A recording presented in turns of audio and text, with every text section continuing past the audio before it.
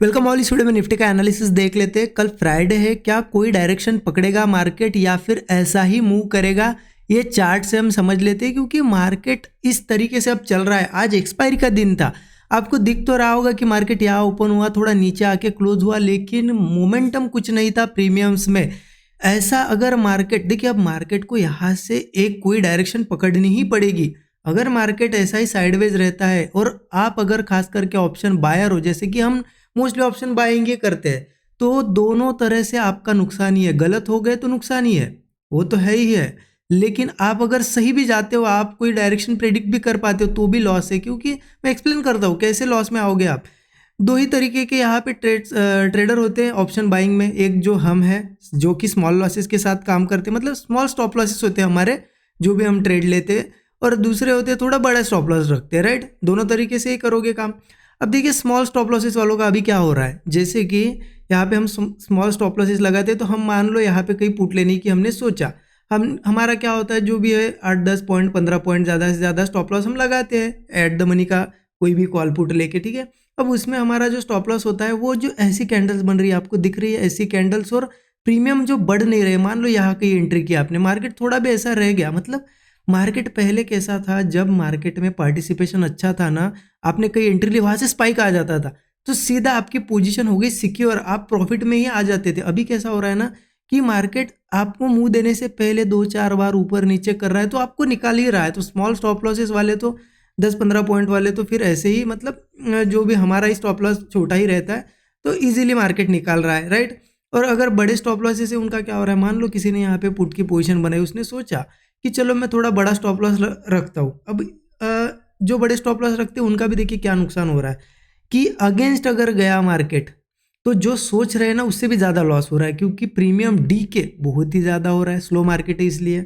अगर मान लो साइडवेज भी रह गया, तो भी ऑटोमेटिक डी के करके मार्केट लॉस की तरफ आ रहा है, तो वैसे तो लॉस ही हो रहा है। और मान लो सही भी गया प्रेडिक्शन, तो भी नुकसान ही हो रहा है। क्यों हो रहा है, क्योंकि रिस्क रिवॉर्ड सही नहीं मिल रहा है, तो उसे नुकसान ही कहा जाएगा। क्योंकि आपने यहाँ स्टॉप लॉस रखा और मार्केट यहाँ जाने पे आपका उतना भी नहीं प्रीमियम बढ़ा जितना आप लॉस देने वाले थे, तो वो रिस्क रिवॉर्ड 1:1 भी नहीं हुआ। और 1:1 के साथ काम करके प्रॉफिट बनाना तो बहुत ही मुश्किल नहीं, यहाँ पे नामुमकिन समझ लो, ऐसे मार्केट में खास करके, ठीक है। तो आप बड़े स्टॉप लॉस रखो या छोटे स्टॉप लॉस रखो, लॉस ही हो रहा है, तो समझ गए आप। ऑप्शन बाय अगर कर रहे हो आप, डायरेक्शन सही भी पकड़ लोगे तो भी लॉस हो रहा है। तो मार्केट को एक डायरेक्शन अब पकड़नी पड़ेगी, अच्छा मुंह देना पड़ेगा। अगर ऐसा ही रहता है तो थोड़ा, मैंने कल ही आपको ट्रिक बताई, क्या करो, अवॉइड करो, घूमने चले जाओ अगर ऐसा मार्केट दिखता है तो, लेकिन ट्रेड मत करो। पर्सनली मैंने आज के पूरा दिन अवॉइड किया। एक ट्रेड लिया मैंने, लेकिन लास्ट में लिया और उसमें प्रॉफिट भी बना। मैं बताता हूँ आपको कहाँ लिया। पहली बात तो, मेरे सामने मार्केट आज ओपनिंग से नीचे नीचे नीचे जा रहा था, मैं देख भी रहा था, पुट्स के प्रीमियम भी देख रहा था, लेकिन कोई मन नहीं था लेने का। क्योंकि प्रीमियम में जो स्लो मार्केट था, मतलब जो स्लो चल रही थी ना प्रीमियम, मैंने क्लियर यहाँ ट्रेड तो लिया ही नहीं। और जो स्टूडेंट ग्रुप में वहाँ पे भी मैंने अपडेट कर दिया था कि मैं क्यों नहीं ले रहा हूँ ट्रेड, क्योंकि ऐसी मार्केट में मुझे ऑप्शन बाय करना ही नहीं था, ठीक है। मैंने एक जगह ट्रेड प्लान किया जब मुझे थोड़ा एक अच्छा वो अच्छी अपॉर्चुनिटी लगी, क्योंकि हमारा सपोर्ट यहाँ पे था 340 के आसपास, राइट, जो कि आज मार्केट ने टेस्ट कर लिया। मार्केट था इस लेवल पे, तो मेरा व्यू था कि अब इतना ज़्यादा ऊपर जाता हुआ दिखा है, ब्रेकआउट भी दिखा है लोगों को, अब वो क्या करेगा, फेल करेगा, नीचे आएगा। तो इस वजह से मैंने यहाँ पे ट्रेड प्लान किया था, इस लेवल पे ट्रेड प्लान किया था, अपडेट दे दिया था स्टूडेंट ग्रुप में कि यहाँ प्लान किया है मैंने, ठीक है। और उसके बाद सीधा आएगा ऐसा मुझे लगा था, लेकिन मार्केट थोड़ा साइडवेज हुआ, तो मैंने एक ट्रेंड लाइन यहाँ से मार्क की थी। और मेरा सिंपल फंडा था कि अगर इस ट्रेंड लाइन के ऊपर ऐसा निकल जाता है तो मैं एग्जिट कर दूंगा, ठीक है। तो मैंने होल्ड किया, फिर ये एक कैंडल बनी। इस कैंडल में प्रीमियम बहुत ज़्यादा बढ़े। ये कैंडल आपको 15 से 20 पॉइंट की दिख रही होगी, लेकिन प्रीमियम जो मैं, क्योंकि मैंने नेक्स्ट एक्सपायरी में प्लान किया था एट द मनी का, तो लगभग 25 से 30 पॉइंट प्रीमियम बढ़े, ठीक है, बहुत ही अच्छे बढ़े। तो क्लियर था कि एक्सपायरी के दिन अगर कोई प्रीमियम में ऐसी बुलिश कैंडल बन जाए, तो ऑब्वियस ही चीज़ होती है, वो कंटिन्यू नहीं कर पाती है, ज़्यादा बार वो वापस आती है। इसलिए मैंने यहाँ प्रॉफिट बुक किया। भले ही मेरा टारगेट नीचे था, लेकिन मैंने यहाँ प्रॉफिट बुक किया और कुछ थोड़ी सी क्वांटिटी स्टॉप लॉस कॉस्ट पे रख के होल्ड की, और अच्छा हुआ मैंने प्रॉफिट बुक किया। अगर नहीं करता, ये जो एक रिवर्सल मूव आया है, इसमें मेरा एसएल चला जाता, तो एक अच्छी चीज़ हुई। ये भी अपडेट मैंने स्टूडेंट ग्रुप में दिया था कि यहाँ बुक कर लो सब लोग, क्योंकि मैंने बुक कर लिया है, मैंने क्लियर बता दिया था। क्योंकि मार्केट यही होता है ना, कि हम बुक नहीं करते, वापस चला जाते हैं। ऐसे साइडवेज मार्केट में प्रॉफिट बुकिंग बहुत इंपॉर्टेंट है। फिर मार्केट साइडवेज वगैरह करके नीचे आया तो कोई फ़ायदा नहीं। ऐसे साइडवेज में कहीं पे भी आपने ट्रेड प्लान किया होगा तो ऐसे लगे होगा। तो एक अच्छा ट्रेड था, स्काल्प ही समझ लो आप, एक स्काल्पिंग टाइप का ट्रेड था।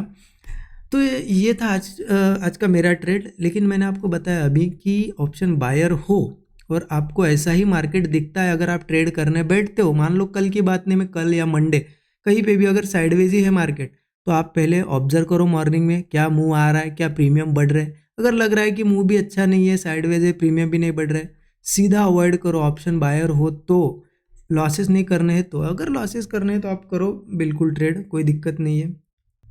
चलो अब देखते हैं कल के लिए। देखिए मार्केट ऐसी लेवल पे अब आ गया है ना, बहुत ही बढ़िया लेवल पे आ गया है। यहाँ से एक मोमेंटम आना ही चाहिए मार्केट में। क्यों बता रहा हूँ मैं आपको ये, क्योंकि देखिए यहाँ से एक लाइन मार्क करता हूँ और इसको आप ऑब्जर्व कीजिए।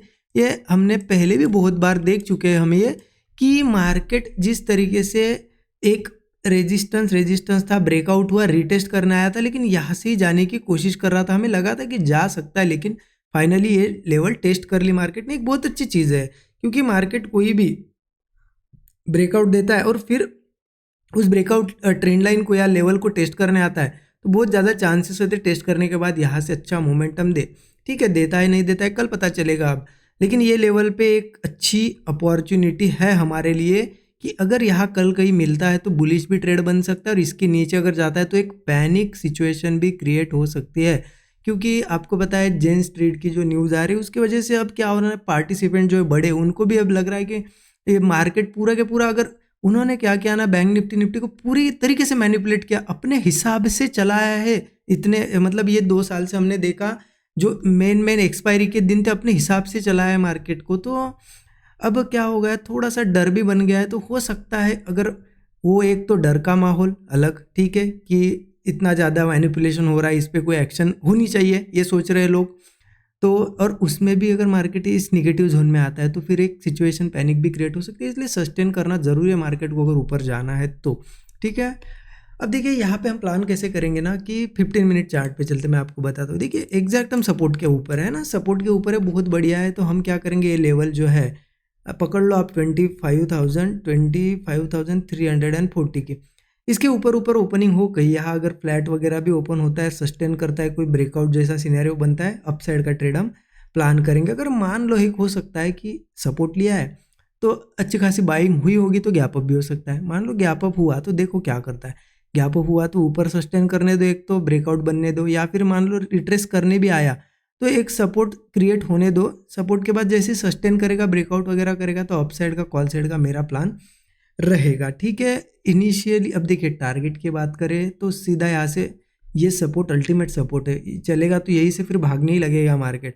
तो टारगेट देखो आप मूव कैसा करता है, अगर मूव फास्ट है तो बड़े टारगेट रखो, स्लो है तो फिर 1:3 के आसपास भी लिए तो भी बहुत है हमारे लिए। ठीक है, फिर भी अगर बताओ मैं तो पहला तो 25,500 तो ईजिली मार्केट क्रॉस कर सकता है। ठीक है, उसके बाद ऊपर जो भी है 25,650, 750 ये लेवल्स इजीली आ सकते हैं। बट इन केस मार्केट अगर निफ्टी इस लेवल के नीचे ओपन हुआ तो फिर थोड़ा डिफिकल्ट है मार्केट के लिए, सेलिंग आ सकती है। बट ऐसा नहीं कि ओपन हुआ बस हमने सेल कर दिया, क्योंकि ऑलरेडी गिरते हुए आया है, ज़रूरी नहीं सीधा ही जाए, थोड़ा ऊपर आके फिर गिर सकता है। इसीलिए ओपनिंग अगर नीचे कहीं पे भी ओपन होती है तो देखो मार्केट को ऑब्जर्व करो थोड़ा। मान लो ऊपर आ ही गया इस लेवल के, सस्टेन कर रहा है, कोई ब्रेकआउट दे रहा है, चलो ठीक है हम कॉल ले सकते हैं, क्योंकि भले गैप डाउन हुआ, ठीक है, लेकिन इसके ऊपर आके मतलब सस्टेन कर रहा है तो हम ले सकते हैं। अगर मान लो इसके नीचे गैप डाउन अगर होता है,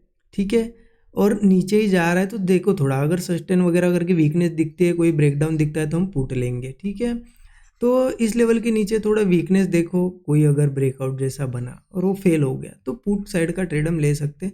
इसके नीचे टारगेट तो थोड़े बड़े दिख रहे हैं, लेकिन देखेंगे अब सेलिंग क्या कल से ही स्टार्ट होती है या फिर बाइंग होती है, क्योंकि हम ऐसी क्रूशियल लेवल पे यहाँ से डिसीजन होगा मार्केट में, क्या होगा, डिसाइड करेगा मार्केट की क्या करना है। तो अगर नीचे के साइड के प्लान करते भी हो ट्रेड, अगर टारगेट बताऊँ मैं तो 25,200 और 25,070 ये दोनों सपोर्ट्स मुझे नीचे दिख रहे हैं।